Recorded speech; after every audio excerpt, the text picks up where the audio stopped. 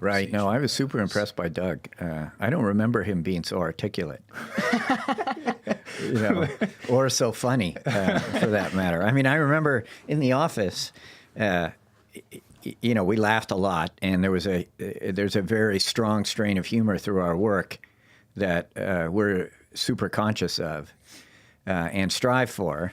But he came off way better than I remember, which is not intended to be an insult to him, more a compliment now, or more a observation on my memory, I guess. Well, when's the last time? I mean, he left JPA a while ago. Yeah, I have trouble remembering dates. I'm much better at sequences of things. So he left, by now it's probably 10 years ago. I usually way underestimate the passage of time. So I'm saying 10 years, but it really feels like 5 years. But I know by now that, it's just like when you estimate time and it actually takes 3 times longer. Yep. So I'm saying that, to me it feels like it was 5 years ago, so it probably was 10 years ago. Which would put it around 2008, which is about right. But I date it in terms of where the office was at the time. And I know we went off to Nebraska first for the Hyde Fellowship, which was a nice, polite and comfortable way to leave the office with honor. And I know that he glossed over the circumstances for that, but, essentially we were not doing that well at the time economically. And and to be actually totally honest, he told me right when he showed up in the office for, I think it was like the first week up in San Francisco, and he was an unpaid intern, and he was sleeping on somebody's couch, I think, and he was out here with his girlfriend at the time, and they just came out and they were trying to figure out what to do. They came out without any plans. So he came by. We hired him or enslaved him, which was sort of the standard for the time. Right. And he let me know at the time, and I probably did some sort of interview of him at the time to find out what his plans were and all this sort of thing, sort of to give him the impression, at least, that we were taking him seriously, even though we weren't paying him. Right. And I didn't, I don't think I ever even saw his portfolio or anything at that point. But we needed help, and he was super willing and a really hard worker and all.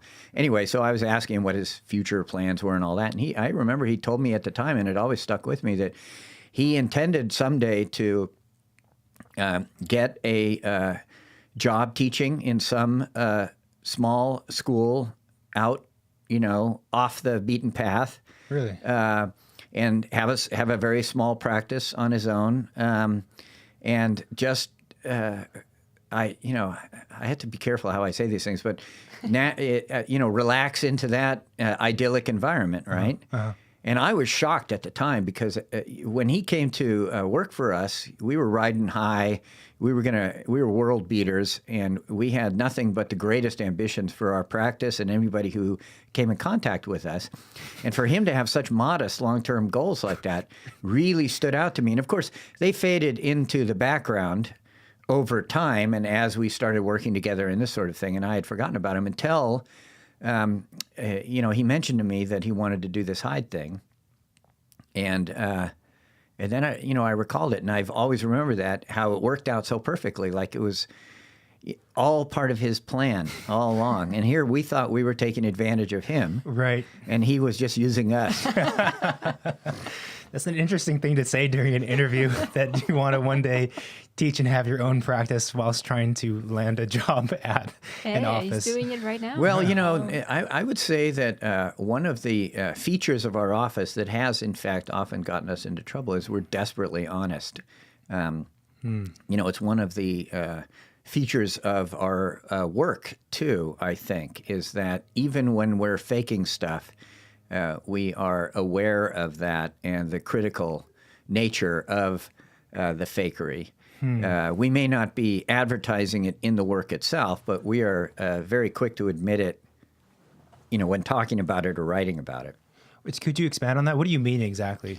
Well, architecture is ultimately about expression. My current sense of what architecture is, I hesitate to call it a definition, is that architecture has the role of placing us in our world. And that placement requires us to take account of it, to understand it, to notice it, to gain meaning from it. So architecture has this necessary and intrinsic expressive component to it. And so that expression is itself already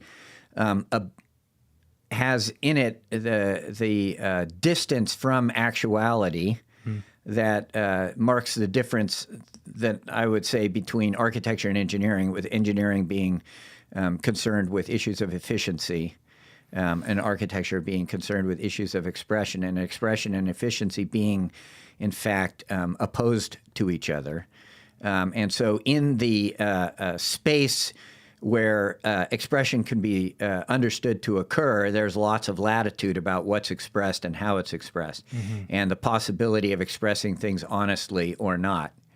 So, for example, in our early days, we could never summon the budgets that would allow us to use the materials that we wanted to use or that we always would render in our drawings or our renderings.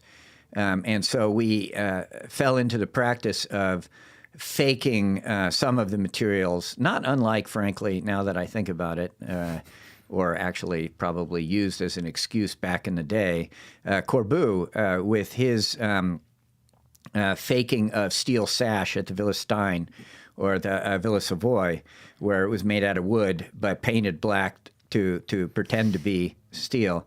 So we had a practice of using MDO as fake steel plate, and wooden trim to imitate or replicate the effects of steel, intending all along for them to be that steel plate, but just not being able to afford it at the time. But we would always be pretty upfront about that. I mean, this is no great revelation here now. I don't think we've ever actually told people it was that. We were looking for the effect, the visual effect, and we weren't necessarily even opposed to people going up and knocking on it to see what it was, because the important thing was the visual aspect of it at that point. Right. If it performs visually, then it's exactly validated in a way. Yeah. So, it makes reference to a world where the durability that the plate would typically provide would be important, but only makes reference to that because in the situations where we were using it, that durability was not nearly as much an issue. I mean, these would be residential applications trying to convey or capture the sense of purposefulness that you get naturally from industrial or even military applications. Right. You had mentioned that humor was and is something part of your office and perhaps even your work. And that was actually one of the things I wrote down is if that's important to you and why. Oh, other than the fact that it's fun, Well, yeah, I think it naturally goes with our personalities. But if you think about it, the distance of expression, how to put this? This distance of expression, the space of expression has, there's a lot of territory inside that, right? And a lot of moral ground to be covered, all of which comes to a point in architecture's ethical foundations as a activity engaged in or a good produced by a relatively few in service of or with the responsibility to support the many. This is part of what makes architecture a profession beyond simply the need to secure issues of life safety and that sort of thing. Yep. If we have this responsibility to place people in the world, and we are exercising this responsibility as few, then somehow we have to earn the right to exercise that responsibility through our study, through our experience, through ultimately caring about what we're doing. We have to be earnest in that. Somebody told me once architecture is the most optimistic art because of the expenses involved and because of the responsibility it holds in that regard. So humor then becomes a way of diffusing the angst and weight of that responsibility a little bit, a way of coping with it. And also, humor has naturally a sort of critical quality about it. Because work has to be self-aware, or it becomes kind of fascist, humor helps to keep that awareness alive, helps to figure it in a way that could be forgotten. If you start taking yourself too seriously, you may start doing stuff that is inappropriate or that you may regret eventually. You may start feeling a sense of authority that you have not earned through your practice or through your experience or through your learning or whatever. And the humor always sort of serves to remind us that what we're doing has that latitude that comes in the space of expression, the territory of expression, for argument. You know, ultimately, at the end of the day, architecture, as distinct from engineering, is not a quantifiable enterprise. It's not an objective fact. It's not, frankly, even a necessity. Yeah. And so we're exercising, we're operating in a situation where we act with a sense of absolute necessity and the incredible importance of what we're doing. Yet at the end of the day, it's a totally elective phenomenon. Right. And we're ever I was about to say we're ever conscious of that, but in fact, actually, we need to be reminded of it, and humor helps us to remember that. That's interesting. The kind of relationship between engineering and architecture, or between quantifiable things and more qualitative things, let's say, is something I was just talking to with the class that I'm teaching. They're doing kind of urban research of this area in Los Angeles, and a lot of them are, using their research to support some kind of proposal, right? Mm-hmm. Fine. Sure. But they're kind of like accumulating more quantifiable data. Like, this area doesn't have this thing, so I'm going to offer this specific program, and now the problem's solved.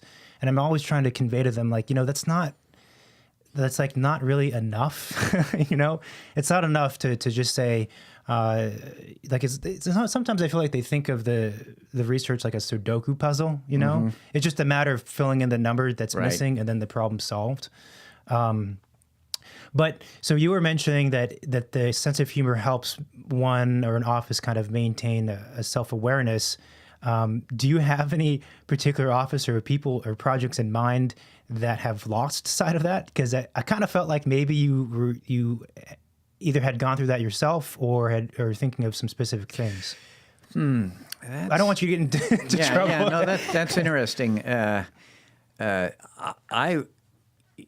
two names that immediately come to mind in any question about contemporary architecture would be Rem and Frank and Gary. But in fact, I think both of them have a very good sense of humor, particularly the Dutch strain of stuff. Often is quite humorous, sometimes bitingly so, and sometimes more happily so. So in other words, sometimes their humor converge on the sarcastic, or I should almost say their irony converge on the sarcastic. So it wouldn't be those two. I guess maybe it would be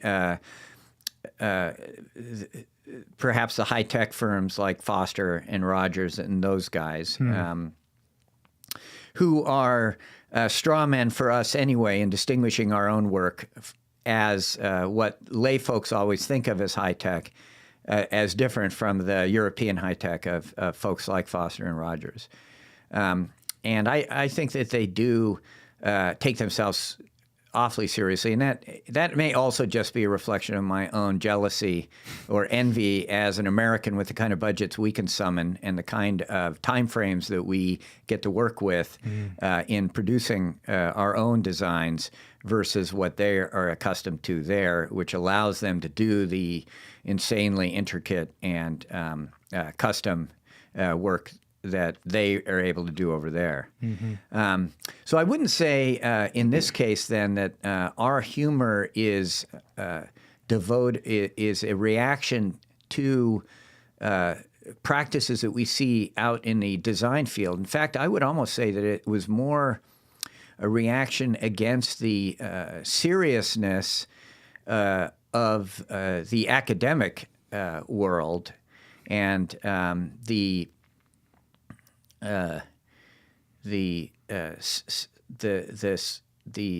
pride that these folks had in how smart they were and that sort of thing. So, for example, I would point to the series of cartoons I did for Any Magazine for the Nelsons, as always intending to skewer some of the more serious or proud, let's say, writing in any particular episode, taking on the theme of that episode and deflating some of the what I was about to say, deflating some of the ideas in that. But of course, I never knew what anybody was writing ahead of time, so I had to guess. And sometimes it turned out quite accurate, and sometimes it was like completely beside the point in the end. Right. And I think that part of the success of that strip was that it was so hit and miss in terms of the point that it seemed to be trying to make in relation to any particular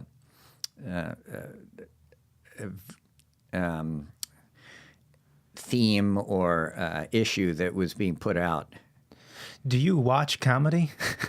No, yeah, oh, absolutely. I mean, I don't watch it as much now. I watched a lot of TV when I was a kid, and probably worked it out of my system. So now I really only ever see movies, but I love comedies Right. as movies, but I don't really see it on TV. I don't go to see it live. No, like stand-up, you mean? Yeah. I know. Which is something I am perennially resolved to try to do, but never get around to. I'm super respectful of the ability that these folks have to be funny like that and to think that quickly. Yeah. You know, folks like Robin Williams or whatever were just like geniuses. I mean, it was insane what he could do. And it just makes me feel kind of slow and witless, in comparison. Yeah, likewise. I mean, it's also, I guess you would call me a fan of comedy, but I don't watch it live or anything like that. But it is interesting, like how biting they can be, but how, they're critical. And I think like when you were talking about what humor does for architecture or the office, it just reminded me that this is basically what comedians do. And the nice thing about humor is it seems to like be able to say a lot very efficiently and kind of cut through a lot of the fancy verbiage. So, and it's delivered in an entertaining kind of way. So I don't know, it kind of reaches the masses in that way, but also provides some kind of insight or revelation to them at the same time. It's an interesting vehicle to send out information. Right. Oh, absolutely. It's like a Trojan horse for unpleasant things. And there's a long history of that. Of course, the jesters, in the medieval courts were able to speak truth to power without getting killed for it by clothing it in humor that way. And certainly the most effective criticism, I think, works that way as well, where it's delivered in such a way that you're laughing, and then the laugh kind of dies at the end when you get the underlying joke and realize what's actually going on, which of course puts us in an interesting position politically now, where the greatest and most painful and biting humor that we experience now is from our government, right? And it sort of diffuses or sort of undercuts or undermines a lot of the a comedian's job because it's so plentiful and it's not critical anymore. Yeah. It's been subverted. And of course, all the comedians talk about this, and that's not news. But for a while there, I think, and maybe even your students who are so data-driven are a reflection of this. We had a little bit of this happening, it felt like, in architecture, too, with the success of Dutch work and REM and MVRDV and Bjarke Ingels and these sorts of guys who would use data and the sort of extreme pragmatism that allows as an alibi to do stuff that on the face of it, without the support of that data, would just be absurd or funny or humorous or ironic or whatever. Right. And I think that has trickled down to a certain extent into the student ranks as the practice without the self-awareness, without the humorous edge, without the Trojan horse component that would allow that data not just to support a position you want to take, but to make people aware of that position in a critical or educational way. I think the tough part is having a position, though. 'Cause I think it's yeah, sure. And there's a fine line between having a position because it just happens to be what you like, your personal opinion, versus having a position that is somewhat intertwined with that, but also stands on its own right and has some kind of meaning that's not just because I happen to like the color blue or I like soccer, so I have a soccer field or whatever kind of thing. Right. And that's a challenging thing. I don't want to get too much into teaching, but to try and get, because we talk about it too much. Sadly, that is most appropriate for me these days, as I have sort of slid onto that side of the professional divide. Of the hill? Yeah, I mean, for the longest time, I was always a visitor and held back from taking up effectively administrative positions, though I was invited a lot of times to do it. I always thought of myself as an architect first and foremost, a practitioner, and it was like the slippery slope. It was like Scarface. They just drag you in. And pretty soon I found that I was spending more time at school than I was in the office. But I don't regret it entirely because I have managed to reimagine my participation in academia as itself a design project, which unfortunately can be super frustrating when you run up against the bureaucracy and the administration with interests that you might have for changing things or improving things or whatever. But at least there is that way to think about it that keeps you actively engaged and creative. So when you say design project, you're referring to designing like the curriculum and the syllabus. Yeah, how to run the studio exactly. and stuff? Not designing the physical plant around the school, although obviously as architects we're always thinking about that as well, and we're always thinking about physical solutions to problems. We have to remind ourselves that there are also management possibilities, management solutions to problems as well. And so you're teaching at USC currently? USC now, yeah. Right. Yeah, but you've had been a visiting professor and whatnot at a very variety number of schools, right? Yeah. No, for a long time during the 90s and early aughts, I was commuting back east to various schools, Harvard, Princeton for a while, Columbia a few times. And that was a way of reaffirming the fact that I was just visiting, because in fact I literally was just visiting. But then I started teaching after Neil took over CyArk. He asked me right away, right when we moved down to San Francisco, and I wasn't able to do it then because we were too busy. And then that sort of faded away. That connection didn't come about, but I started teaching at UCLA for a while. Again, just visiting, sort of one semester a year. And a lot of I find myself in that position now where a lot of the faculty around, the junior faculty around here and around other places were my students once, and people forget that. Like both Rob Lay and Elena Manfredini were my students at UCLA, for example. People forget that. Why do they forget that? Well, because they've come so far since. I don't mean to imply that they're ungrateful or anything like that. And of course, we know that connection and all. But when I say people, I mean people outside in the world would never probably think of a connection between somebody like Elena and myself because of the difference in our work and that sort of thing. Right. But when Elena was at UCLA, she was coming from an engineering background, and she was much more interested in that kind of stuff. Although I suppose she would probably say that what she's doing now is equally engineering intensive, at least in the sense of the rigor with which she's pursuing it. Yeah, I'm not so familiar with her work. We might have to get her on the podcast to explain those. Yeah, no, she's great too for that. I brought her over to USC a few times as the representative of the CyArk view of things.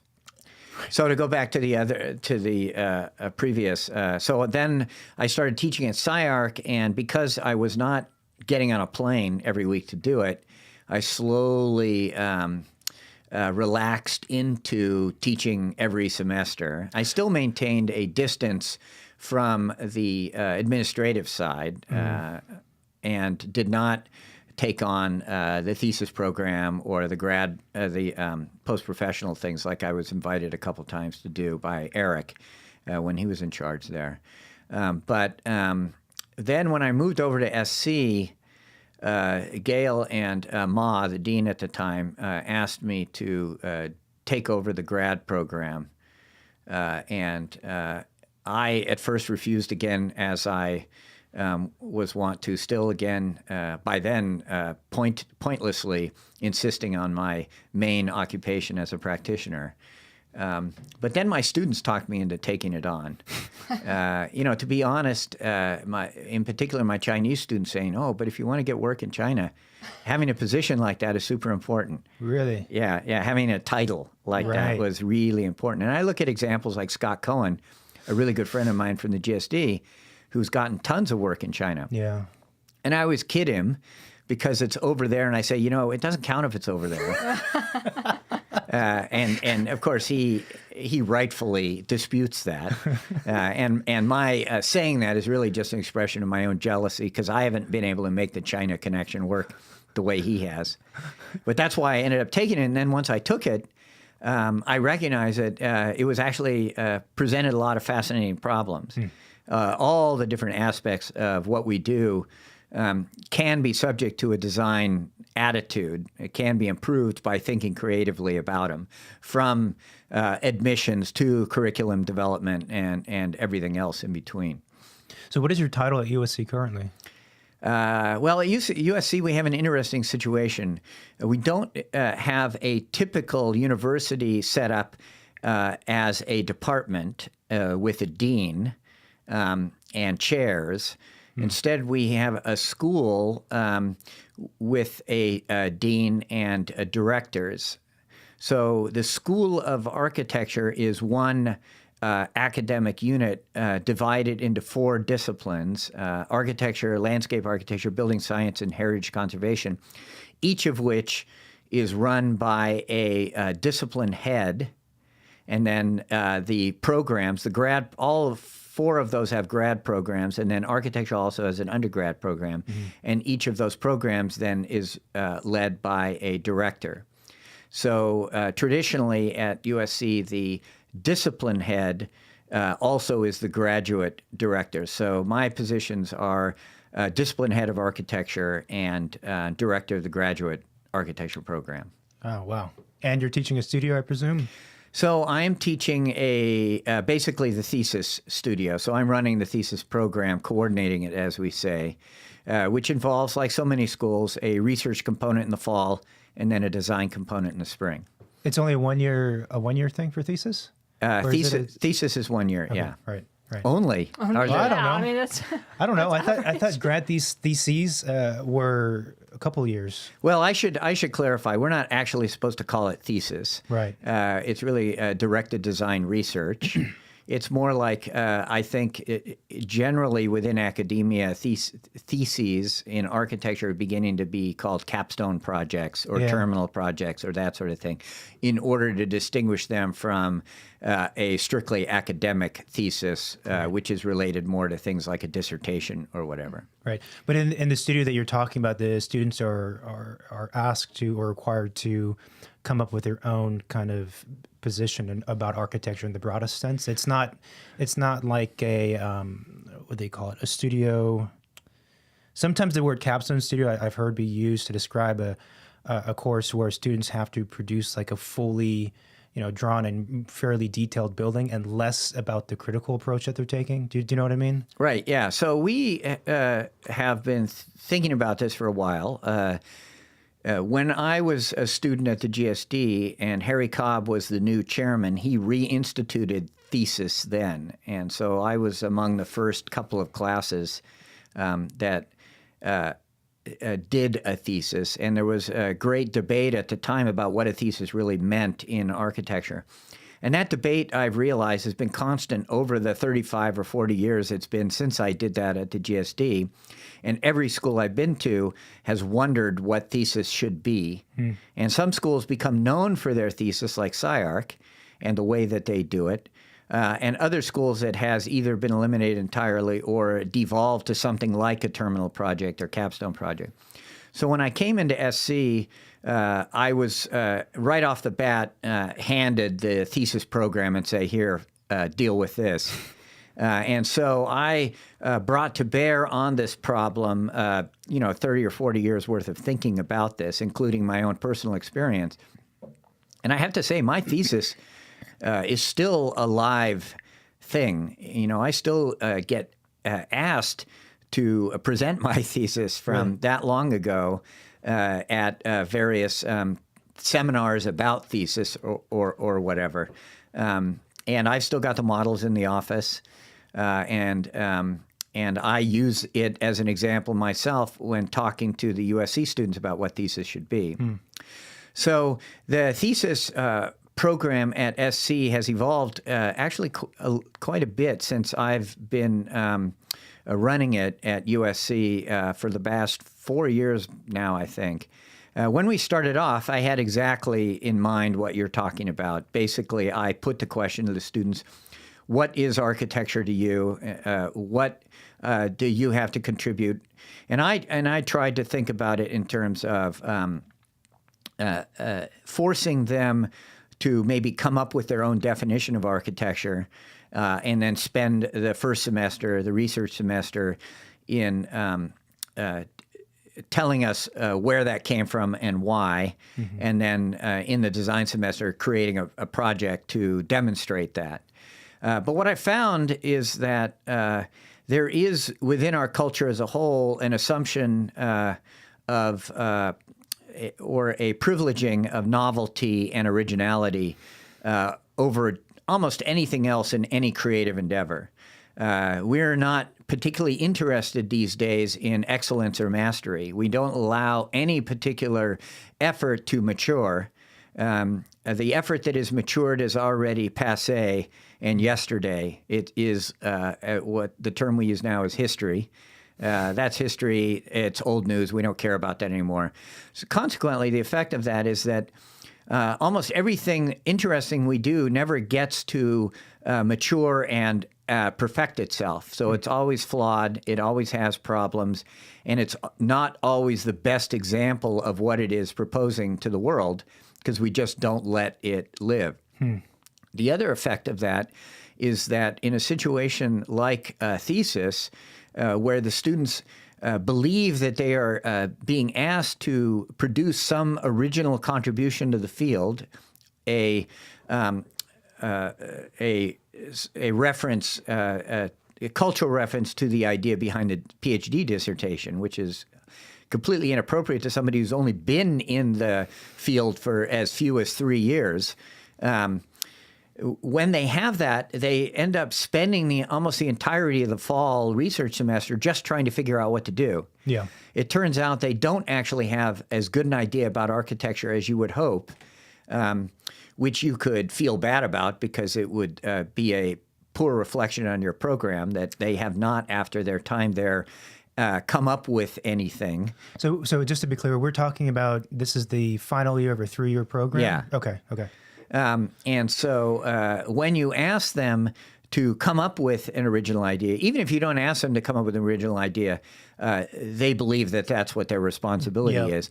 And so they flail around back and forth, and they run up against their classmates or whatever who are telling them, we've already seen that, that's old, come up with something new. So they spend the entire semester trying to come up with something. Then at the end, they're forced to just do something. And then they end up spending 3/4 of the design semester doubting what they're doing. And so what I find is often 3 or 4 weeks before the end, they start over again and end up with something that is a reflection really of only 3 or 4 weeks worth of work rather than an entire year. So anyway, that became a huge thing for me to address in trying to revise the thesis program. And after having tried for 2 semesters to do the deal where I basically asked them to come up with a definition of architecture, and I had a very strict sort of template for all the questions they had to answer in order to do that, and explore that idea in depth rather than just coming up with some little quick tagline or something like that. Right. Still, it wasn't resulting in very good work. So finally, I said, you know what? At the end of the day, I think, and this will be different for different schools, the emphasis on originality and novelty is the problem. We're going to back up here.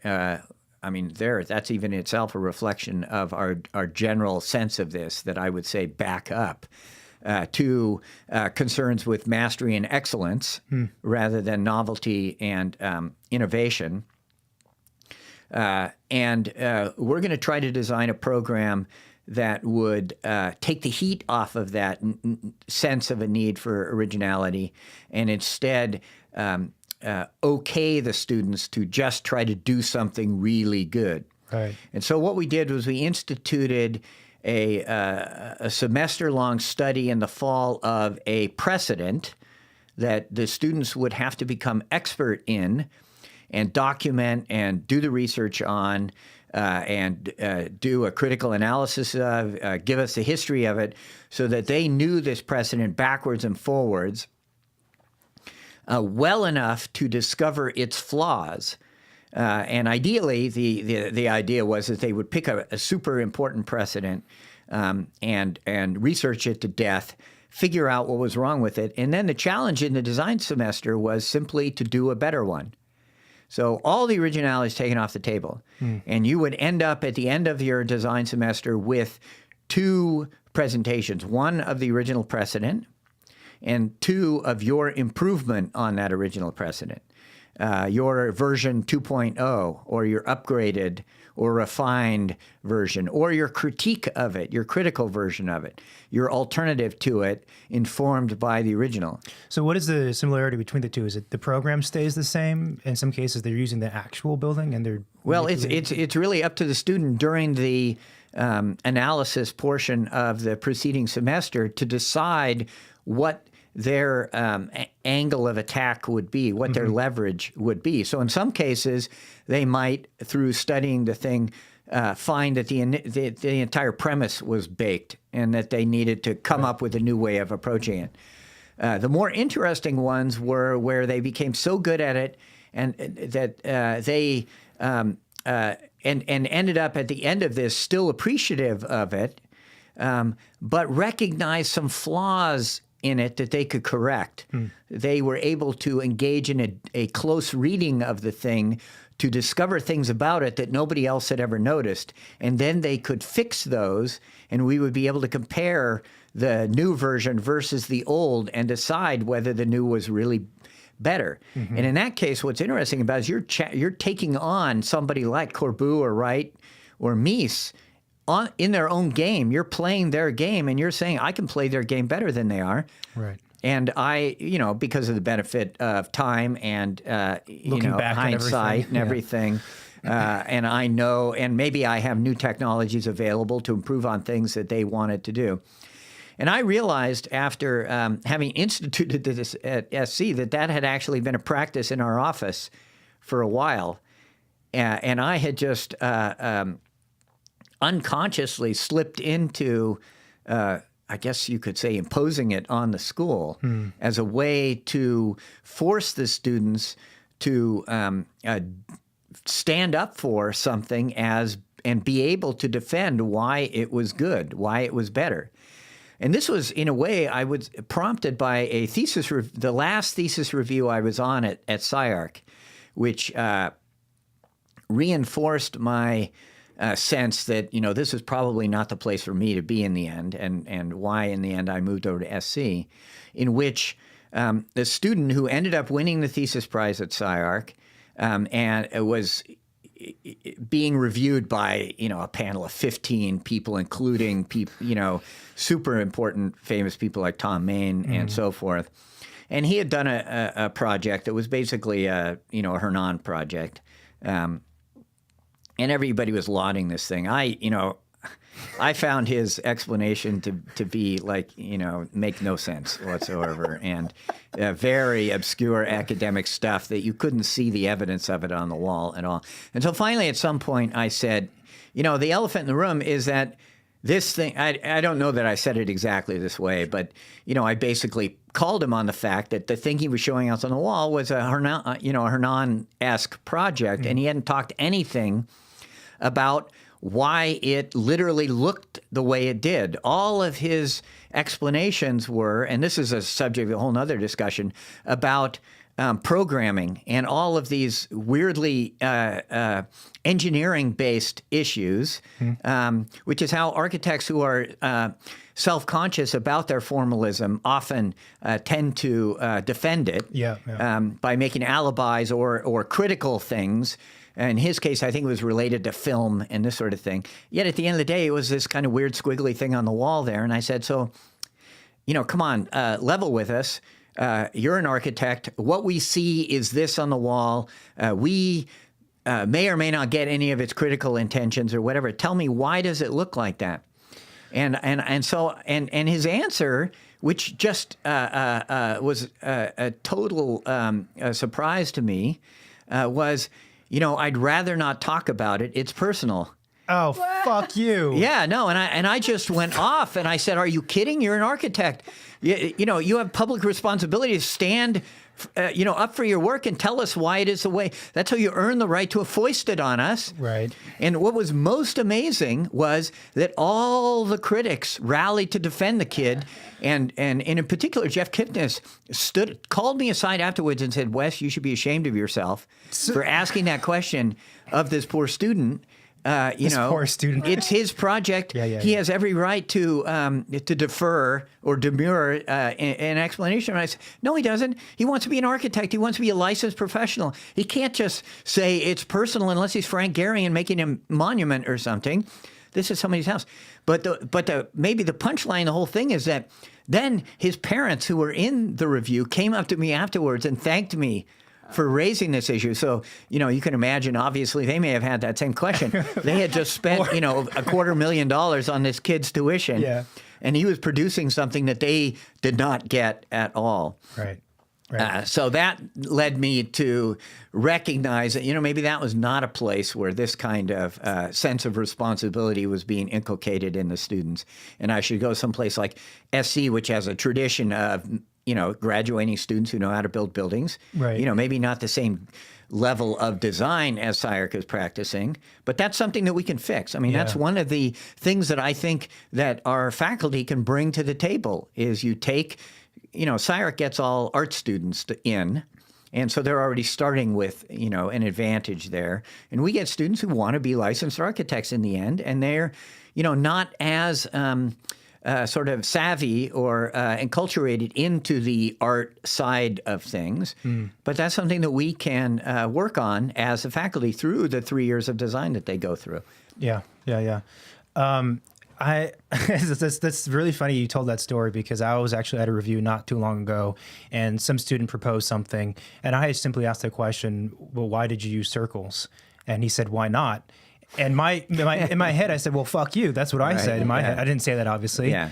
But a similar thing, like everyone, including the faculty member, like rallied to be with the student, and they're like, "Oh no, don't ask that question," and so it perplexes me because I went to school not that long ago, but these questions would come up, and you have to answer these questions because they're valid. Well, yeah. I mean, you're in an academic institution where you're supposed to be examining stuff. You're supposed to be understanding why you're doing stuff, not just doing stuff. We're not art students or whatever. And two, you're training to be an architect. And the architect is the person who has to take most responsibility for their actions because they are public acts being, perpetrated, so to speak, by individuals or small teams that are going to affect a lot more people out there than the people that are actually doing the work. And in order to earn the right to do that, you have to be able to explain it to these people. You have to be able to let them understand why you're doing things that they might not on the face of it or directly get. Yeah. Because it has a critical component or, there is an educational aspect to it. And you have to be able to do that. That's your job. Yeah, or at the very least, you have to be open to that question and not just dismiss it entirely. Yeah, right, sure. Rather well, rude. and you're not designing for yourself. I mean, Right, like exactly. You said, if you design something for a client and the client's like, I don't get it, what does it look like that? You can be like, oh, it's personal, I can't tell you. No, I'm paying you for it. Right, like, you right. have to tell me where it's coming from. But do you think that this kind of issue, that the kind of questions that you were posing appear as outdated, perhaps, to some people, or not? Yeah, outdated. You mean like it's a generational thing? Maybe. Well, certainly it is a generational thing, whether it is properly or appropriately so. One of the things we debate often in architecture, and one of the things that I've come to the conclusion, the sad conclusion of the trouble that the discipline is in now, is that architecture ultimately is public property. It has no objective necessity. It is an election, and every generation elects to participate. The tradition that we have, we're always, lately, we are constantly questioning whether there is any essential truth or thread to the discipline that is approaches an objectivity and the level of objective truth that we can state with conviction that things should be this way or that. And of course, the digital revolution put us through our paces there and really raised a lot of these issues in an uncomfortable way. And a lot of people from my generation and previous said, if you don't draw it with a pencil, it's not really architecture. You don't understand space or whatever. And that, of course, is ridiculous. But it does absolutely make us aware of the fact, the extent to which our tools influence how we do think about these things naturally. But the scarier thing to think about for the discipline is the fact that, again, architecture as an elective phenomenon has no objective validity or truth, and therefore each generation is going to be responsible for understanding architecture in its own way, for defining architecture, and it is each generation's responsibility to care enough about what they're doing to want to pass on what they believe the truths to be to the following generations. But the following generation isn't obligated to accept that, to follow that. They have to make up their own minds for it.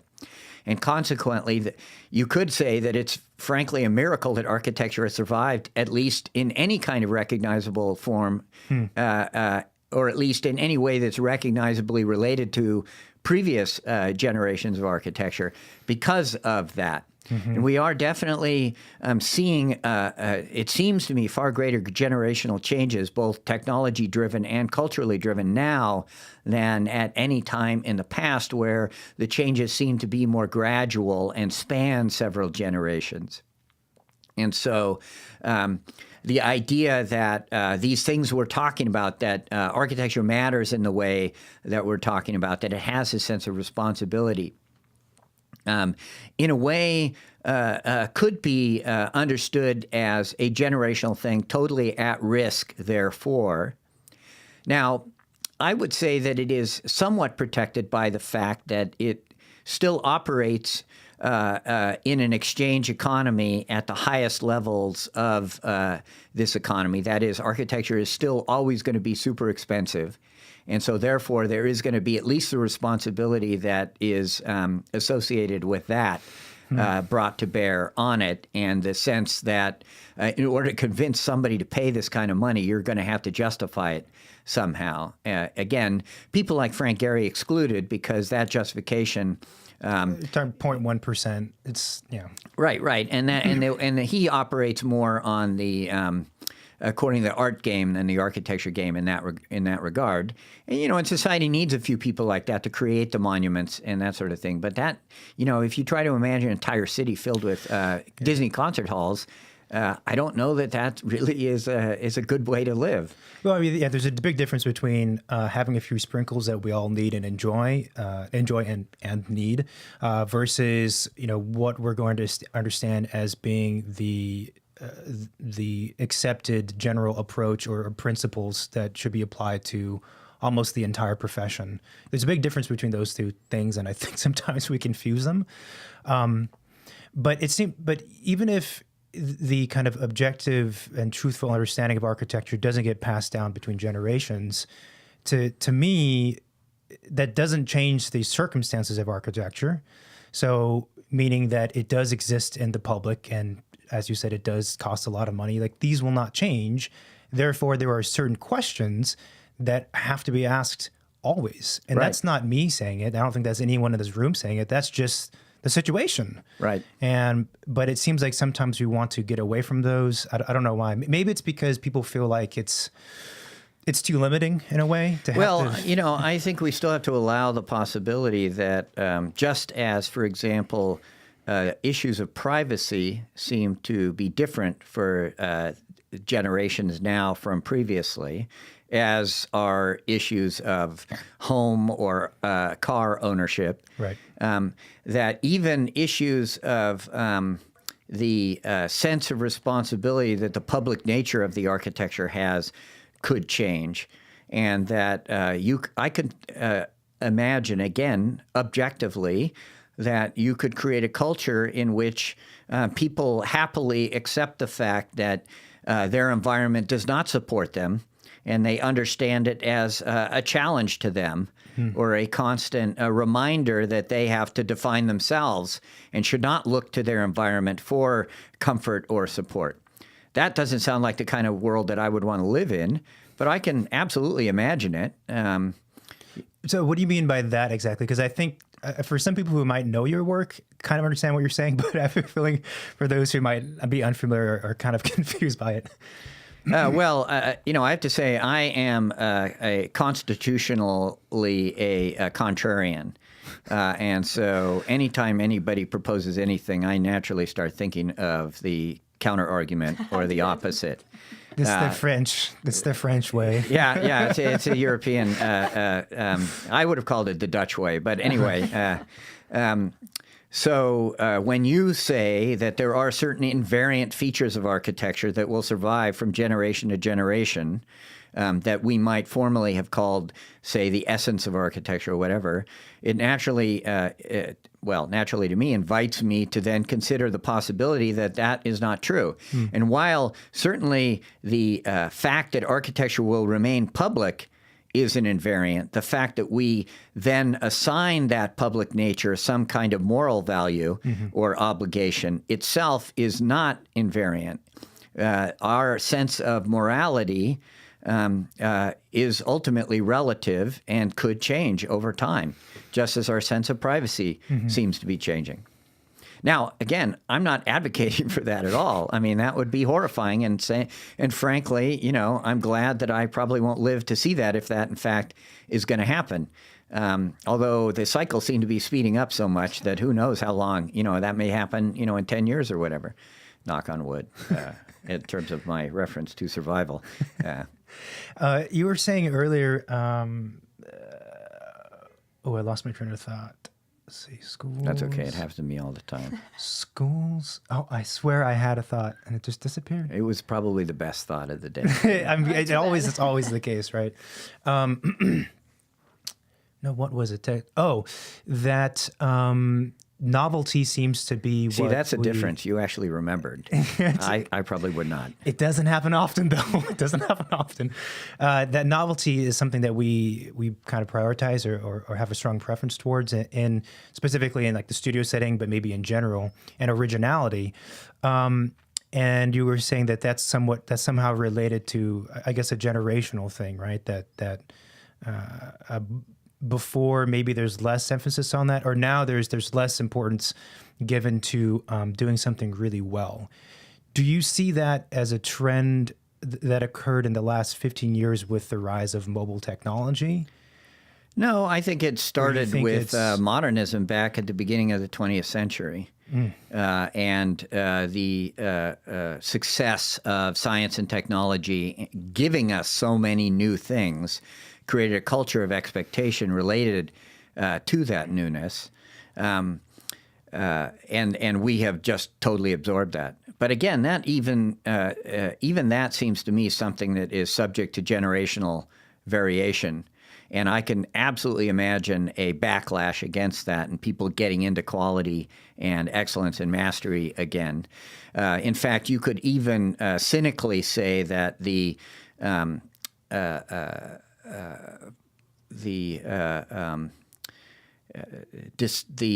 acceptance and endless promulgation of an attitude of novelty is an economic thing because of the incentives, particularly recently when startups, for example, have created a culture of coming up with the next big thing or whatever. And certainly corporations, the people who make stuff always are invested in making us buy new things instead of being happy with the old things. Now, there are certain companies like Porsche, for example, and to a certain extent, I would say even Apple, who have invested highly in quality and preserving their brand over time and trying to create a sense of greater sophistication among their users. So it's not just about novelty. Right. So the 911 has remained relatively intact over the last 40 or 50 years that it's been going, unusually so. But for the most part, industry has found novelty and innovation to be a great source of income and economic activity. And so they have pushed that, I think, in a much bigger way.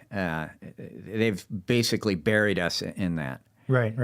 And for the younger generation, it's a huge incentive because everyone knows of friend of a friend who's now, a multi-millionaire because they had one idea at a startup in their garage in Palo Alto or whatever it is, and now they're off driving Bugattis and 911s. Yeah, absolutely. Yeah. But it's kind of interesting, some of those brands and companies, because they sometimes try to adapt new technologies as a way to, I guess, stay current, but it's like, and the easy one is there's a bunch of watch companies, right, that make really nice mechanical watches, and then they have their new digital interface watch, and you're kind of like, oh, I don't know if that was a good move, because it's not, you know what I mean? It's an awkward kind of adaptation of technology. Mm-hmm. I think your approach of having your students look at a project really, really in depth and kind of look at the flaws and the things that could have been improved is super interesting, because oftentimes teacher would be like, like finding inspiration. And it's always like the good side of projects, right? Mm-hmm. But you really have to see where problems are to come up with new ideas and challenge them, right? Is that something that you do in your work too? Like you look at past projects and, I could have done this better, and maybe I do the next one. In my own work, in my own project. I think it's a natural thing to do. Certainly we do the precedent thing in relation to other architects. Mm-hmm. We've done a souped-up version of the Farnsworth House or the Seagram's Tower, that kind of thing.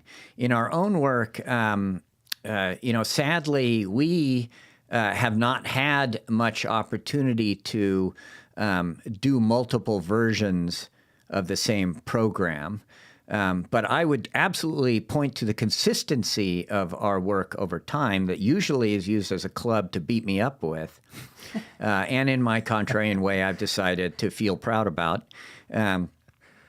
To say that we have been working with and refining a set of ideas that by now are, almost 40 years old. So there is a very strong relationship between our most current work and our earliest work. But hopefully you would also be able to see an evolutionary development so that our more current work is more sophisticated than our earlier work in that same vein. I would argue to a client, if you hear from some architects who say, and certain well-known practices who do a different thing every time, and they pride themselves in that. And they say, well, we're doing something specific to this client. But, I would then counter that by saying, so in other words, you haven't learned anything from your previous work.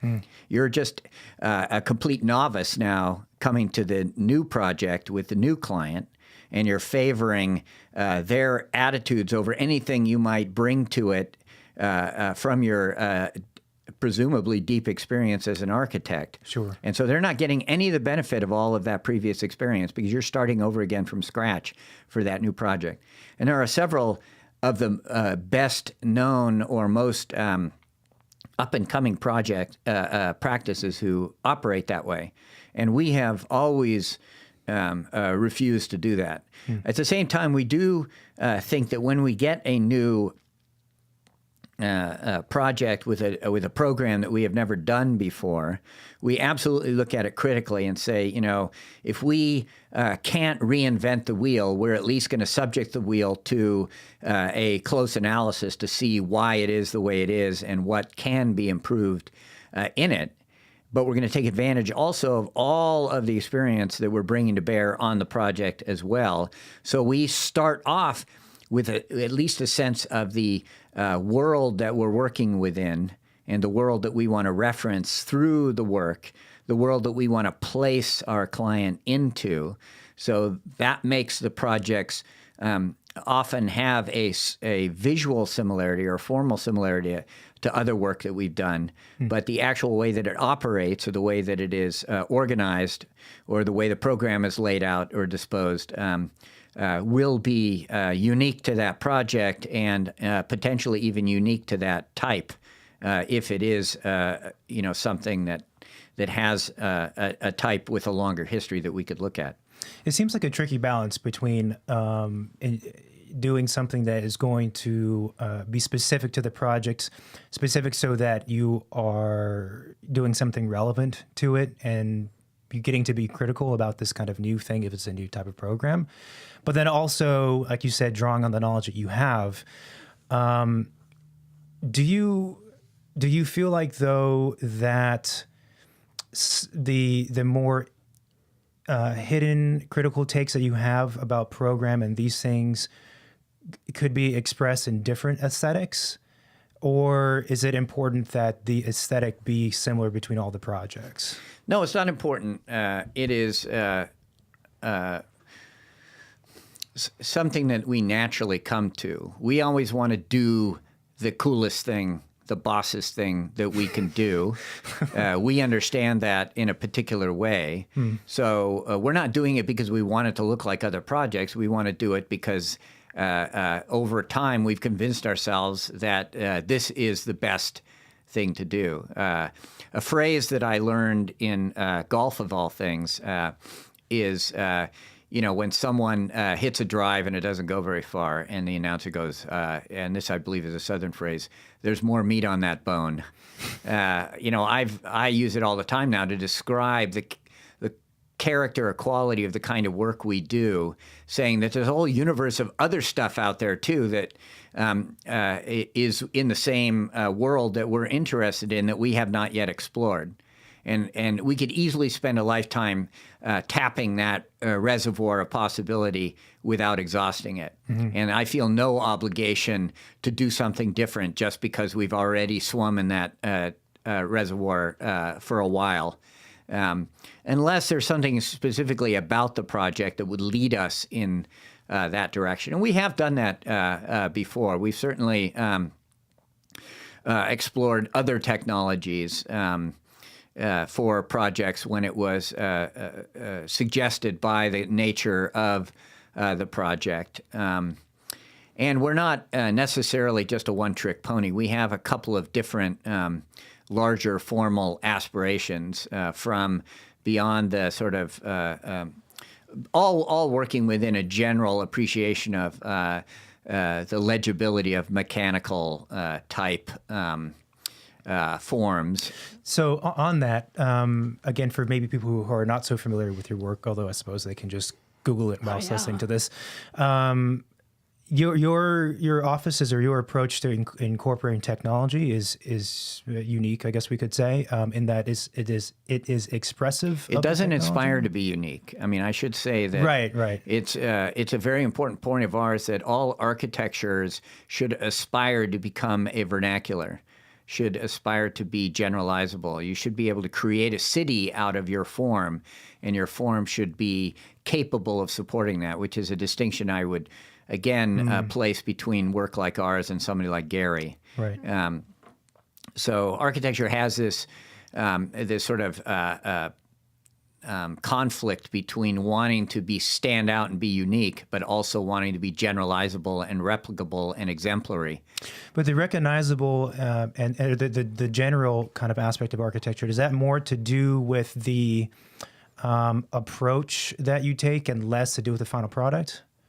I think that they are inextricably connected. I don't think I could separate the final product from the approach. Or rather, I would say I could probably tell the difference in somebody else who was doing it that way, in which case you would end up with a product that looked like a stage set version of the thing, a faked version, the kind of thing that a big corporate firm might do in order to emulate something that's fashionable or current without really understanding or caring about, let's say. Yeah. They may understand it, but they may not care about it. Right. The critical reasons behind it in the first place. So I was asking about technology in your office, right? And that the work you do is usually it's expressive of it as opposed to trying to hide it. Oh, absolutely. I think that the trends we see nowadays, which frankly has been going on for 100 years now, toward turning technology into magic and making it be completely invisible, completely automatic, completely without thought, is the opposite of what we want to do. And I know that this has been a central idea for our practice for a long time, and I noticed that Doug talked about that a little bit in his own podcast. But the point is that we want to use technology specifically as a medium for engaging the world rather than distancing us from the world, a way to make the world and its natural forces and our interests and desires in it more visible to us and to give us control over it in a way where we are conscious of that control rather than it happening unthinkingly or magically, force at a distance sort of things. So I have an issue with a lot of the technology now where you have wearable sensors or whatever, and the lights follow you through the house, or the temperature changes without you asking it to, just because it's trying to make life easy for you without you having to lift a finger. And that, to me, points in the direction of that the people in that movie WALL-E. Which is just an awesome film. I love that film. Yeah. And the fat people in the end who are completely immobile in these chairs, and everything happens for them. They don't have to do anything themselves at all. I think they drink their food, right? They have Slurpees. Right. Because chewing is such a bother. Yeah. Why? Yeah. And everything is like, I think it's like red drink, blue drink, green drink. There's not even different flavors. It's just these three things. Yeah. So when did you get so interested into all like those mechanics things? Are you like really into cars or something? No, you or- know, interestingly, despite the language of hot rodding that we use to explain what we do, our design strategy towards precedents is the idea of souping them up. Which you guys are nodding like you're familiar with that term, but you'd be surprised at Roughly. how not familiar it is, and it's also a gesture to where we're coming from, because it's a product of the L.A. or Southern California hot rod scene, and it refers to the enhancement of the fuel mixture in a hot rod to make it go faster. But it also has become related to just taking the old jalopy and putting all the features in it that turns it into a hot rod: the big tires, the exposed engine, the exhaust pipes, and then the painting of the flames, and the fact that the engine might be chromed, which is completely superfluous to its performance. So there's a sort of exuberant expression of it that is beyond any of the engineering needs of the thing, to a certain extent. And so if you imagine that kind of attitude applied to a regular normal building or any kind of type, and effectively that's what we say that we do for the most part. Do you feel like this way of doing architecture, or the architecture itself, that's more expressive of what's happening, or as you were saying, it maybe forces the inhabitants to be more aware of things? Is honesty or transparency somehow involved with that? Like, is it important that people understand and they see like the inner mechanics of how things are happening? Well, there's a range of possibilities there. I think the most important thing is that they be made aware of something happening and be encouraged to try to figure it out. But I have no sort of moral interest in the honesty of that expression, because I think that expression could be didactic in a even dishonest way, as long as the ultimate payoff, the thing you learn from it, is engaging, is connects you with the environment or with the intentions behind it. So, for example, I was talking about earlier the fact that we would fake steel plate out of MDO. It is not an issue to me, because what was most important was the steel plate and the way that that might speak about the structural effects, the play of the stresses through the material and all that. Even if it's not actually operating that way, it is intended to make those issues visible to you, even if it's not resolving those issues in the way that it claims to be doing. So I guess I'm wondering when did this particular approach come around for you, and why do you think it ended up being what the kind of architecture you do? Right, that's what she was asking. I was wondering, because I tend to go off on these digressions and forget what the original question was. So thank you for reminding me. So, I think it was a product, not necessarily me being a car guy, but me being in the culture in general of Southern California, and the fact that, my dad had a shop in the garage. He was always making stuff, and in his case, wood stuff, and that you would make stuff and that you would improve your life, your existence, or whatever through making stuff.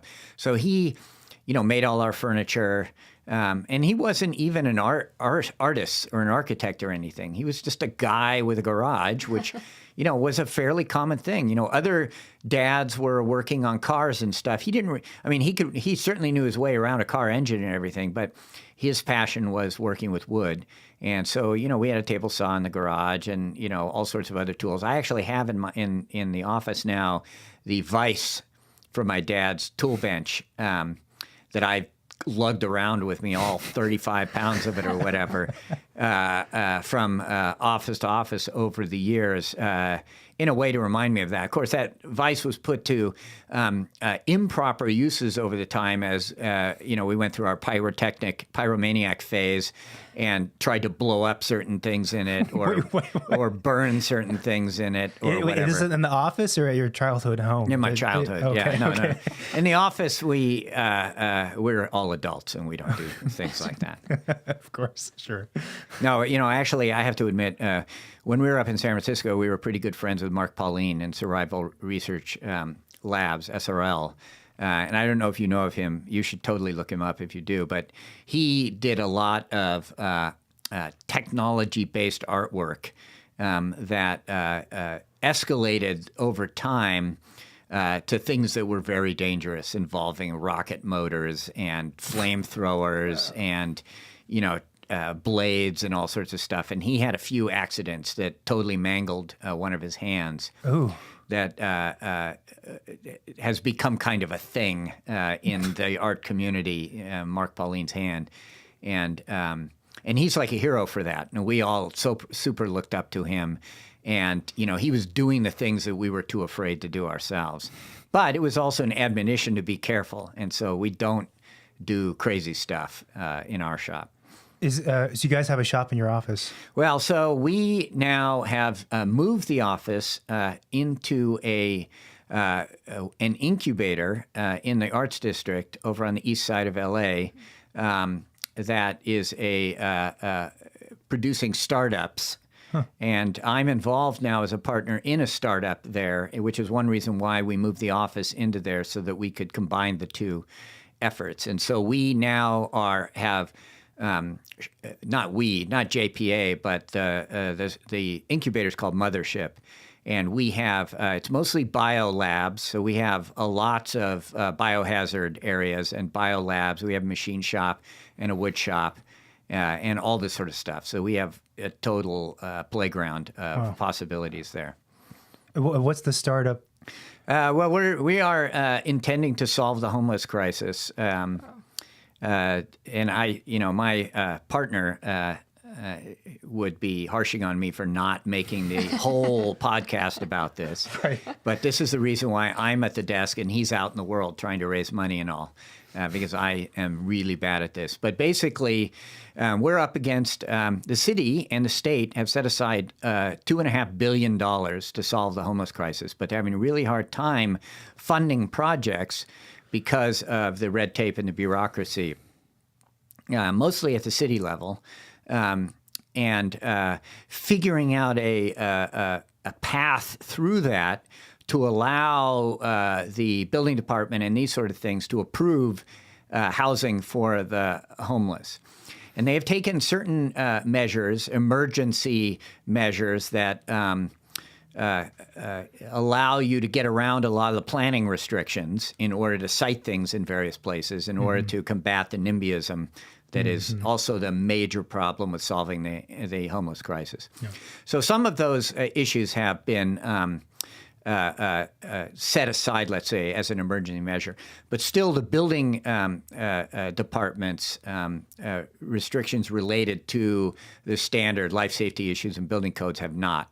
And so that has added so much money trying to get these usually prefabricated or modular construction to conform to the requirements that, ironically, the housing for the homeless now that the city is buying, they're paying more money per head than luxury hotels pay for hotel rooms for these homeless people because of all the red tape. Yeah. And of course, the red tape is not totally ridiculous because it's protecting people who could otherwise not protect themselves, i.e. the homeless folk. Yeah. But, part of the problem is that we're not really recognizing the emergency nature of the problem, and we're not respecting these people's resilience or whatever. Certainly some of them do need to be taken care of in that way. But the problem is those kind of restrictions are being applied across the board and so much increasing the cost of things. Well, the housing you're talking about is temporary anyway, right? So the emergency housing is temporary, and so that ought to allow us to create, for example, much higher densities than would otherwise be allowed, create much smaller occupiable areas, take advantage of maybe OSHA-level life safety issues rather than, standard residential level things. Maybe even allow us to get around some of the ADA requirements that get in the way of being able to do these things according to the normal standards.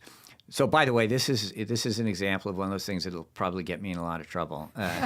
So hopefully it doesn't. I have only the best intentions in saying this because we need to solve the homeless problem, and we need to recognize that we may have to, at least on a temporary basis, cut some administrative and bureaucratic corners in order to do this. Well, I mean, also if you're, looking at their current situation, which they're homeless, so there's no home, there's nothing. Whatever you're proposing is going to be a massive improvement to their life. Yeah, no. We have I will claim without giving away any IP here that we have a way of solving the homeless problem within a year. All 50,000 units that we need, with no and at a cost that's less than a fifth of what the city is paying now for dormitory-style accommodations. We can provide private accommodations to the homeless people. Again, at less than fifth the cost and entirely within a year, 50,000 units, no problem. But we have, we can't get that in front of the city. The city, it doesn't, there's no mechanism, there's no path to connect the dots here that would allow that to happen. If we have the resources, I mean, not us personally, but the city and everything has the resources to address it at a Manhattan project level and just get this done, or at least take the steps to get them off of the street. Yeah. And buy us some time to solve the problem in a more permanent way, going through some of the more drawn-out administrative and bureaucratic procedures. Yeah, and that could be the key to looking at it in that way. This is not the solution that's going to fix all of the problems or be the long-term thing, but we have to do something now, and here's a strong stepping stone. Right. We'd be interested to perhaps talk to the partner on here, because it sounds quite I mean, if you have this magic solution, it's quite intriguing. Yeah, no, I know. I'm not trying to be mysterious that way. Yeah. But I am mindful of the fact that there's a lot of stake here. Sure. And my usual manner would be just to blab everything out, and I'm trying to be careful about that. So you're working on launching that project, or so we're right now finishing up our first prototype. Okay. And we have 2 tracks through this, and we're frankly constantly arguing about it because we're in a startup culture there where there is by now, actually after only 20 years, a strong tradition about how you're supposed to go about this, how you're supposed to raise the various series of funding and the steps you're supposed to take and that sort of thing. And again, in my natural contrarian way, I think it's absurd, because we're going through as many hoops in that world in a way as we are bureaucratic hoops with the city to get it done. Sure. So right now we're just finishing up our first prototype that is geared not specifically toward the homeless, but toward market rate a version of it toward millennials. We're producing housing that will be the same cost as a car for a generation that is so burdened by student loans they couldn't possibly ever afford a house. And so the startup culture is thinking that instead of wasting our time with the city and all, which is going to take years and years and that sort of thing, we're going to first prove the viability of it in the market with a regular private ownership. So we're finishing our first prototype there. And then we're about to, and as soon as we finish that, we're going to start a prototype with the module that is a laboratory, again, in service of our own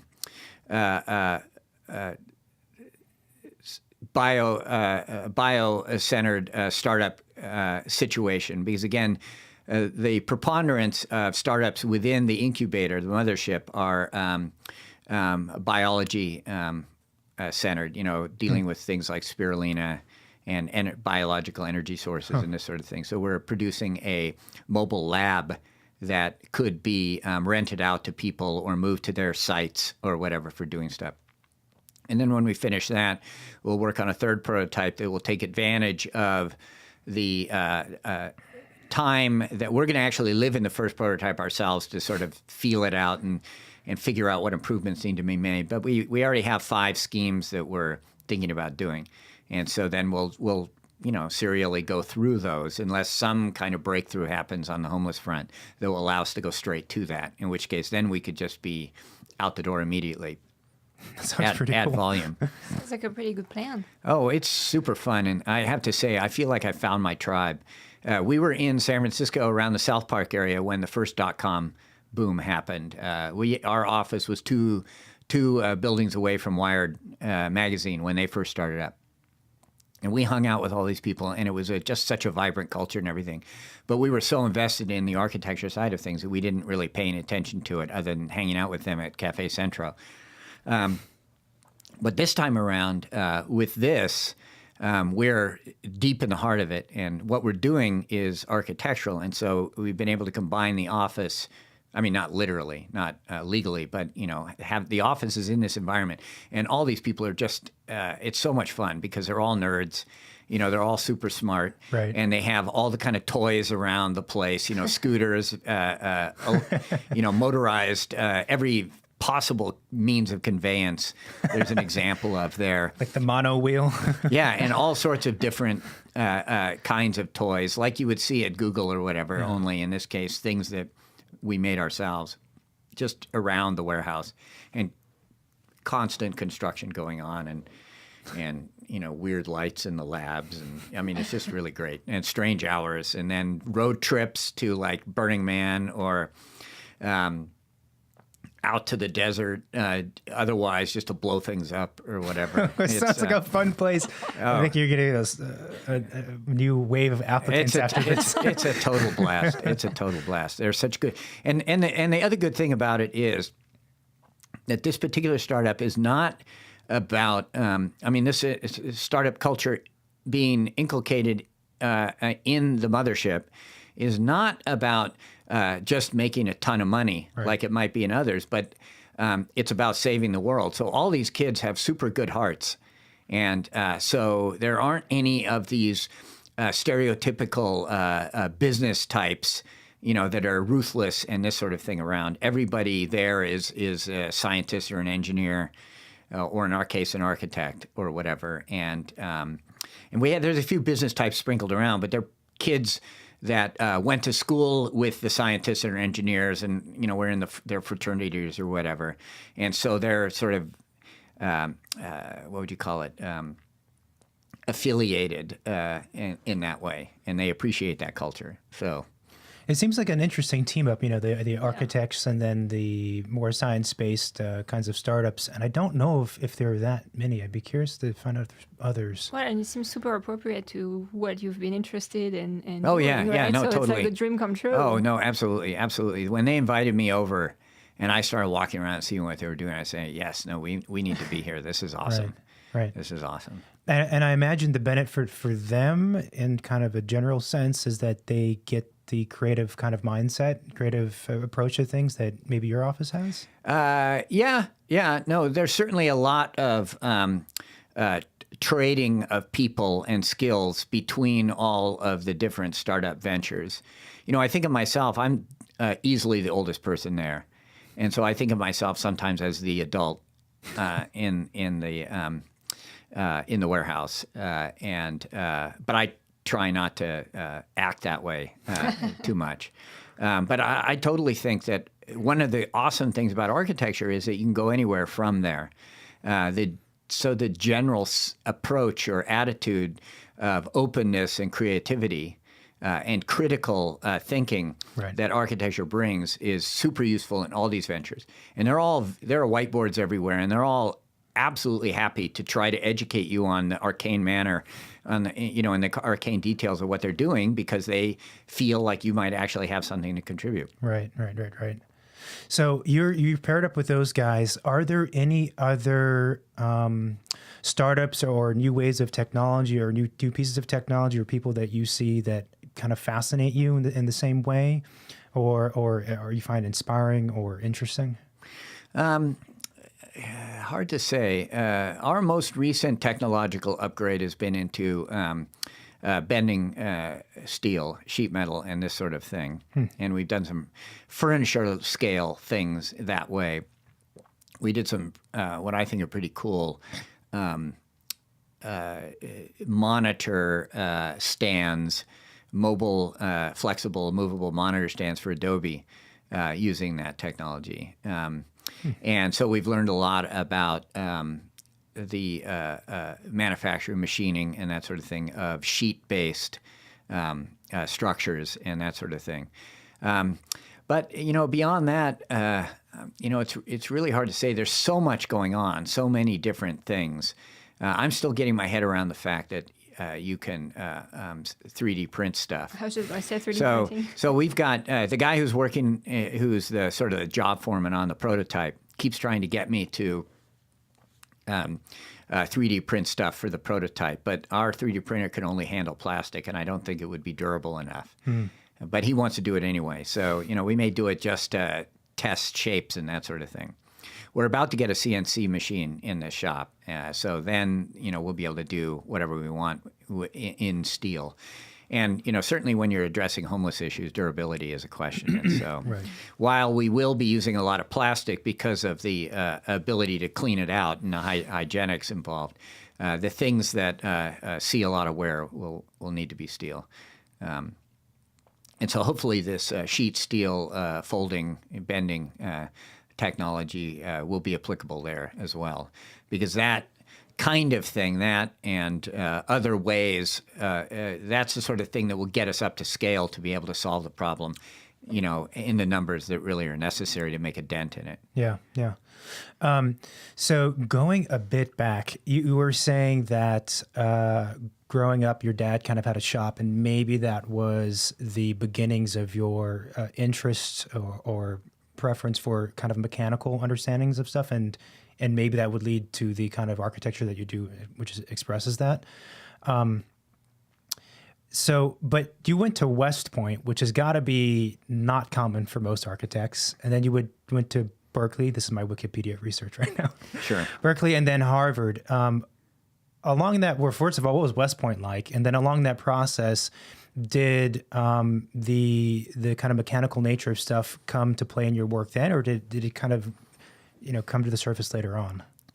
No, I mean, I would even say that one of the reasons I went to West Point in the first place was because I had an interest in that kind of stuff, and the place where the coolest versions of that was the military, and I hesitate to say this because I wouldn't want people to automatically go there, but I would say that there is an air of military purposefulness to a lot of our best stuff.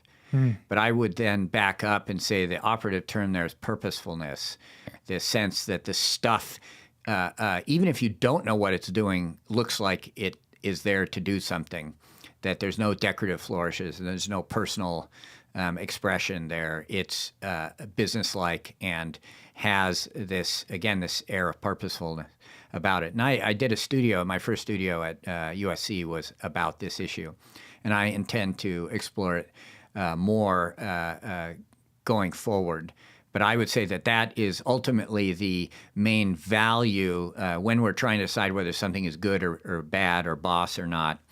Whether it has that sense of purposefulness about it is the main criterion we use to decide that. And then obviously, within that, there's a range of possibilities and levels of sophistication. Right, but separate from your own kind of whimsical whatever. Yeah, right. So often they'll be set against each other. So it is the portions of the project that are purposeful that allow the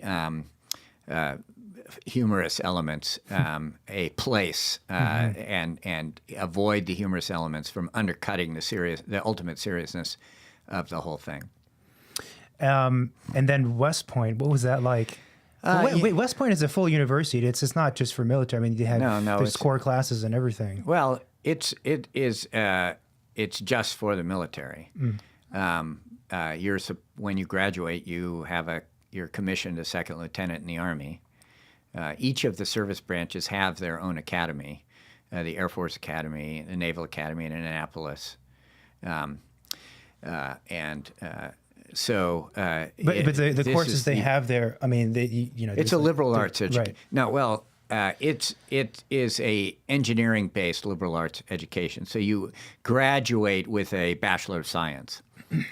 But I would say it was an incredible experience. I did not stick it out because I had decided halfway through that ultimately I didn't want to actually be in the Army. I just wanted to play with their toys.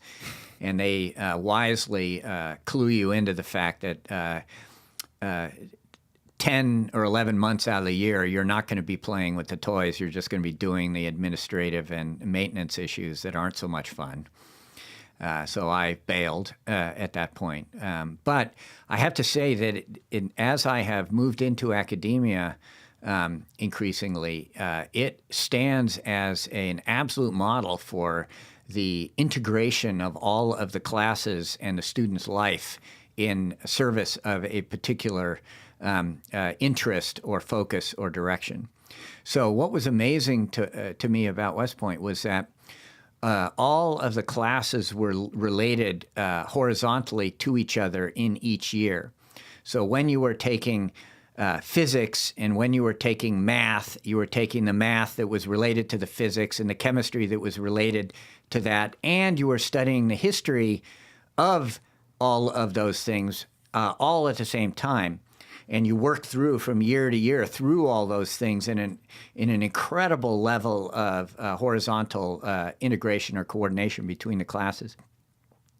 As well, the faculty was so completely dedicated to the mission of educating these students because these students were going to end up serving with them out in the field someday, and these faculty might even be depending for their lives on the qualities of these students. So they put in so much work, and I've never seen more professional lectures or faculty presentations than at West Point. I had one in particular, one thermodynamics professor. The classrooms are all also designed absolutely for learning. And so they would have, again, this is in, 40 years ago or whatever, they had chalkboards on all four walls of the room. And the professor would start the derivation of something at the beginning of class with 3 colors of chalk in his fingers. And he would start in one corner and work his way around all of them and conclude the class in that same corner with the QED at the end, using the 3 different colors in absolutely scripted ways throughout, and mostly writing behind his shoulder without looking while he's talking to us. What? Yeah, and he could draw the most perfect circle by hand, with a piece of chalk. Yeah. Yeah, it was almost comical how he would be drawing over his shoulder with either hand ambidextrously while he's making a point to us. It was insane. And then you could take a picture of the board afterwards. Of course, we didn't have phones with cameras in those days, but one could have taken pictures of the boards afterwards. And the writing was all level and perfect. I mean, it was just inhuman. I mean, he could have been a robot. And this was not uncommon. Even the English classes had that level of care and professionalism invested into the activity of teaching. And so that's always, been in my mind as some, elsewhere unattainable goal that I tell, my faculty at USC about and everything. So you keep practicing your circles? Yeah, right. And they just, they just kind of smile and shake their heads like, yeah, we also have jobs out in the world. Whereas these guys obviously only did that one thing during their time there. Yeah, but there's a lot of full-time academics who are super lazy. And and then you went to Berkeley, so that was probably a drastic change, right? It seemed different on yeah, paper. no, that was yes. In fact, when I left and my tactical officer had to call his superior to tell his superior that I was leaving, he told his superior that I was going to Berkeley, of all places, to major in hippie. But, it turned out to be not as bad because I immediately dived into architecture, and I decided that because this was such a huge decision in my life, I was going to, give architecture all of the attention that I had invested in this other thing earlier at West Point. And that naturally worked because architecture was a 24/7 culture. And, within the first week, I was pulling all-nighters and everything. And so I just dived right into it. And didn't really see any of the culture for which Berkeley is so famous, except when walking through Sproul Plaza, and I would see the cadre of RCYB kids marching with their sticks. There's only 4 of them. And they'd be yelling and chanting and everything with their red outfits and all that sort of thing. And it was almost like performance art as much as anything. What year was this? So we have an idea. This would have been 78 to 80. 78 to 80. Was Christopher Alexander? Oh yeah, Berkeley yeah. then? No, I Okay. took his. I started in his class there. Really? And I loved to argue with him. But he was, to his credit, he would actually respond. I mean, I'm sure I was a totally arrogant undergraduate asshole at that point. And so I would just argue with him because, Yep, excuse me. Sorry. That's a timer of all things, but we don't need to worry about that. Interestingly, at West Point, you could also argue with the instructors, even though they were officers and all of that was sort of suspended at the classroom door. And so I just had this attitude that, I was entitled to my opinion and everything. And of course, the things Alexander was saying was so objectionable to my generation of architects. So when I was there, he was already had been sort of marginalized and everything, and I was definitely on the side of marginalizing him. Although I super respected the thought he had put into it and that sort of thing, and have gradually come around to appreciate what he was doing way more than I did at the time. I would argue with him a lot. And then when I was at Harvard, I was Eisenman's TA, and I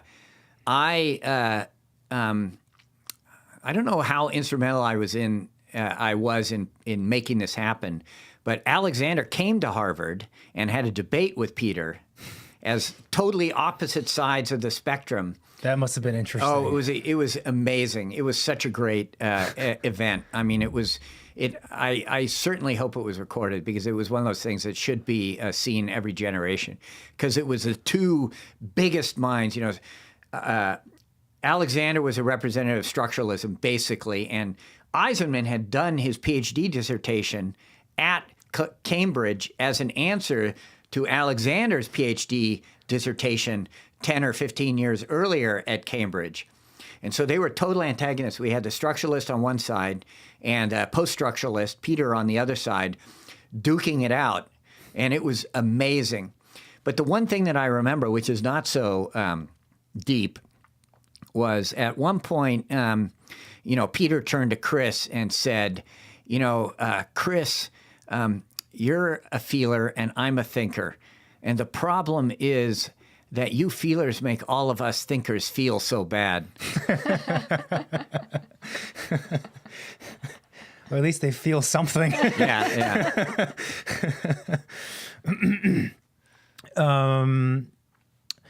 Well, let's see, where were we? We were talking about Berkeley. We covered the whole gamut, really. West Point, Berkeley. I mean, it seems like maybe it was always within you, but what you gained from West Point was a dedication to the work, but also an understanding that there needed to be some kind of rigorous process involved, and it wasn't just doing something because you thought it was beautiful or nice and whatnot. Yeah, it's interesting you should say that because I remember at Harvard in the career disco program where I was one of the instructors. We had to give lectures to the students, and the lecture that I was either asked to give or elected to give was on architecture as a profession. What does it mean to be a profession? And that was super fortuitous for me because, of course, well, maybe not, of course, but West Point was all about being the Army as a profession. And they were very interested in you understanding why they would consider the military to be a profession as opposed to something else. So we actually had a semester-long course in the idea of the profession and what the aspects of a enterprise were that would make it a profession versus a job versus the old commercial and adventure. And so I was totally steeped in what all the different aspects or traits of an activity would be that would make it a profession. So I was able to talk about that at the GSD in the career disco. And I absolutely would admit that, that stuck with me this whole time. And I do recognize a continuing awareness of that, at least in the sense of the responsibility that we have that is so often overlooked in studio or whatever when we get carried away with design issues and forget about the fact, that, we have an ethical responsibility to be professionals and to, to care about and think about all the folks for whom these projects are going to be done. It's not a personal thing at the end. And sometimes that's hard to remember because you do deep dive. And also I feel like a lot of times studios are very tightly framed to kind of one aspect of architecture, which is positioned only within design discussion and nothing else. Right. And, depending on the school you go to, you can have half a dozen studios that are all like that. And at the end, you kind of have to wonder, at what point was there ever a studio that this person took where they are faced with the much larger questions that, the kind of things that we're talking about? Right. Well, I think that at USC, we have a fairly strictly controlled sequence of studios. In the first year, they deal with, beginning stuff, enculturation into the discipline, and general design exercise. And in the second year, we get into all the sort of nuts and bolts and practical matters of on the professional side as necessitated by current technology and legislated by our contemporary culture and society. So in the second year, both the studios are what we call comprehensive studios. You raised that issue earlier, in which they're responsible for understanding how the building is put together and why it is put together this way, and what the codes are and all this sort of stuff.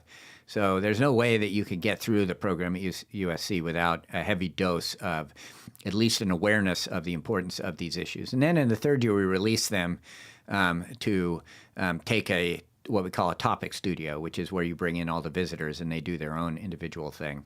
And then they do their thesis in the spring.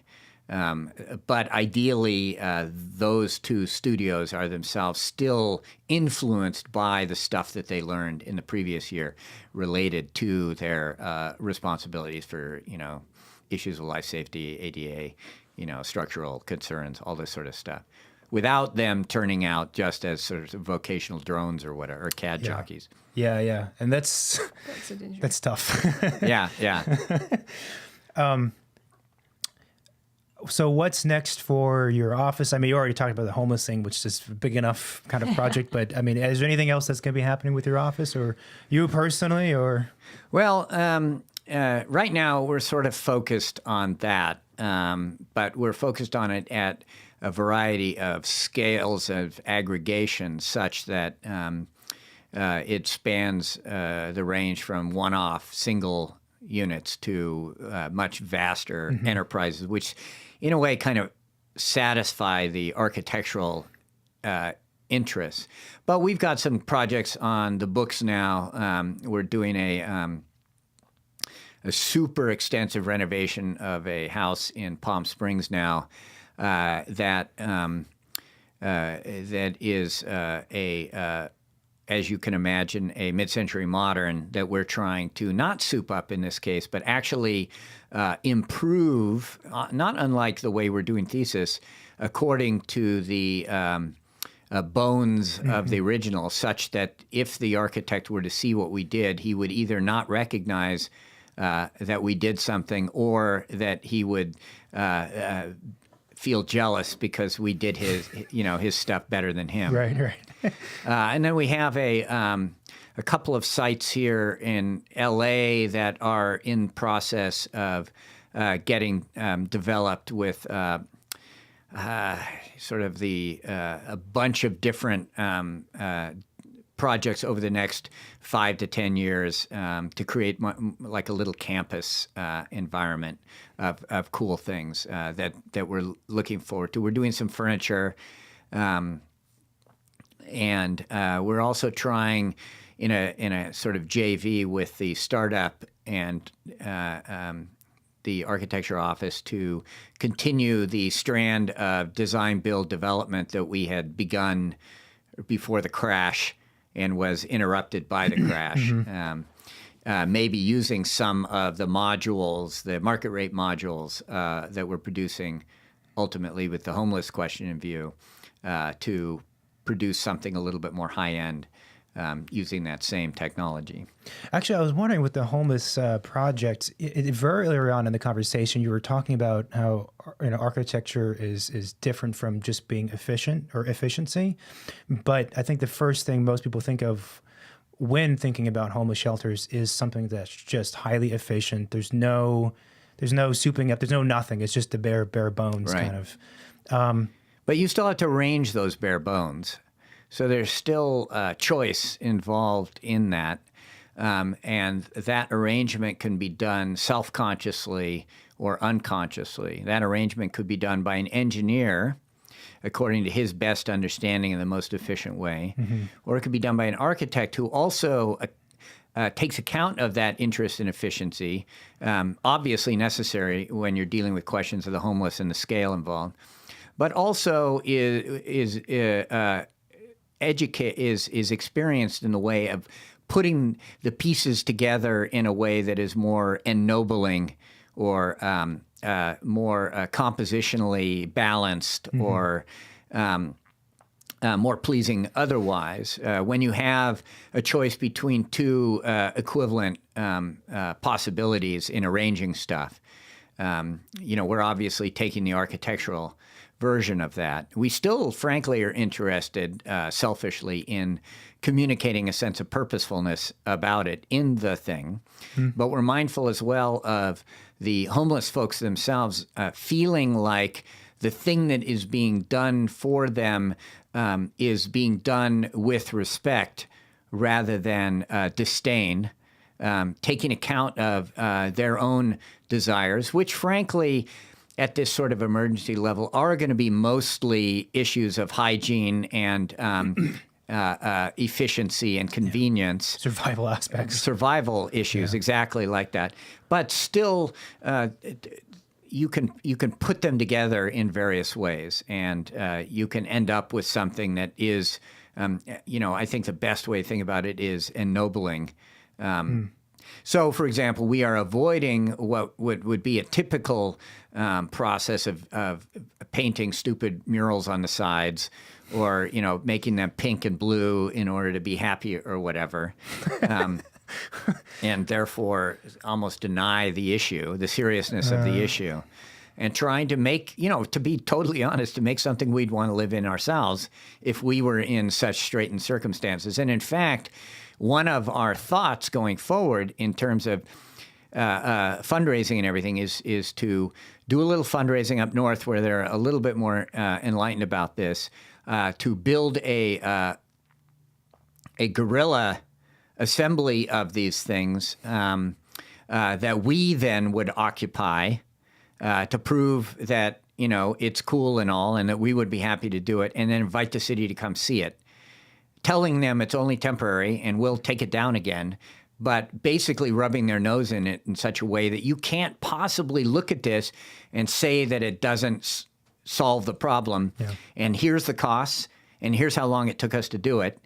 And we're offering this to you as an opportunity, and we dare you to not take us up on this. Yeah, yeah. That might be the best way to approach it instead of going through the more official route, right? Which would we need to get public pressure to be brought to bear. We'll invite the Times, to come look at it and this sort of thing. So hopefully that is not something my partner would tell me I shouldn't have said. No, I think it's fine. Well, I can't think of any other questions I have. We covered a bunch of stuff. Is there any particular building you're like you really, really like, or gives you the wow every time you go there? Or Like a current, any building? Any building?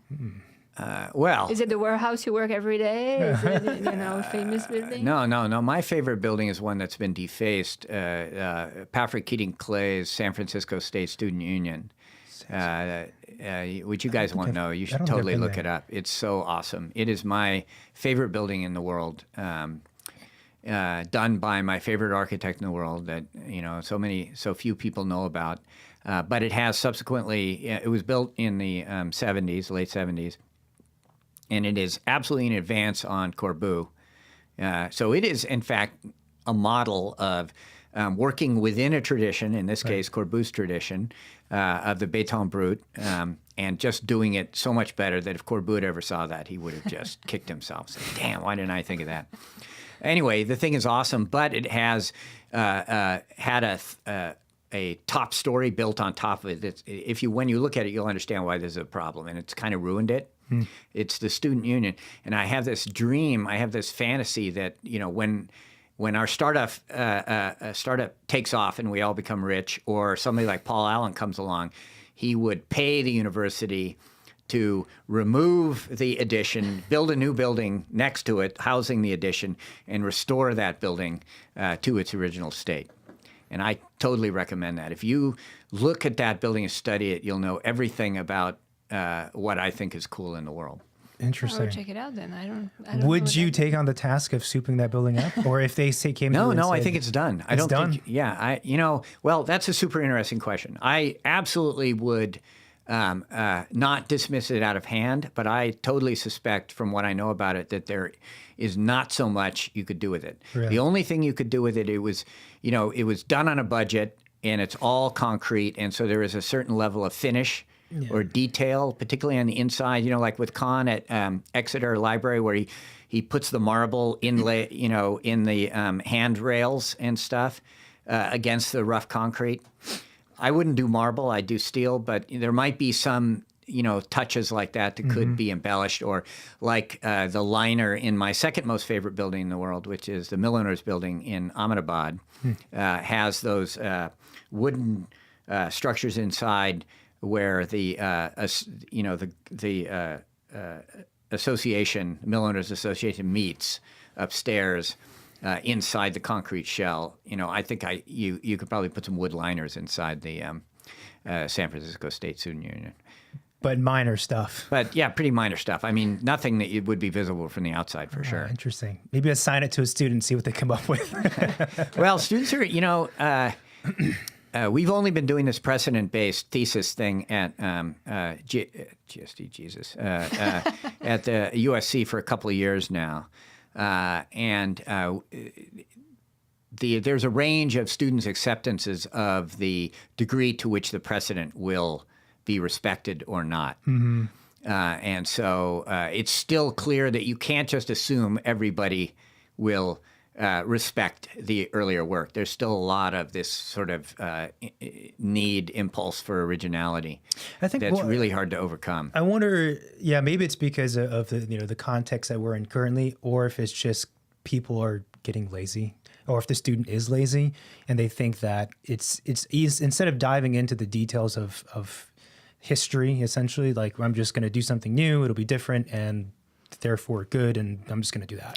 Well, I hope not. Yeah. I would not like to think that. I don't think it's common. I don't think that's common. I'm just saying. Well, sure. There just as there are so many different students, some of them would absolutely probably feel that way. Get out of the studio.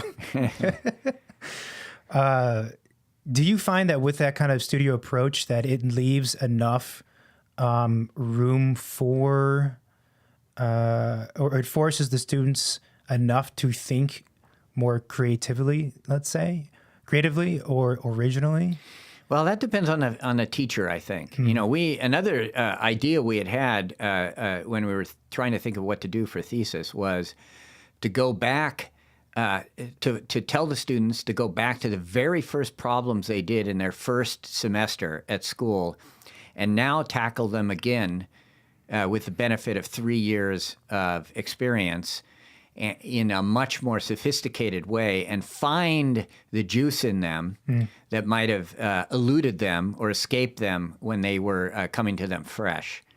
as if to say that you could take a problem like Hayek's 9 square houses, and you could invest, a dissertation's worth of care and attention on those and discover all sorts of amazing areas. And you could write hundreds and hundreds of pages on the result from that, even from the most unpromising material, if you care enough and if you think deeply enough about it.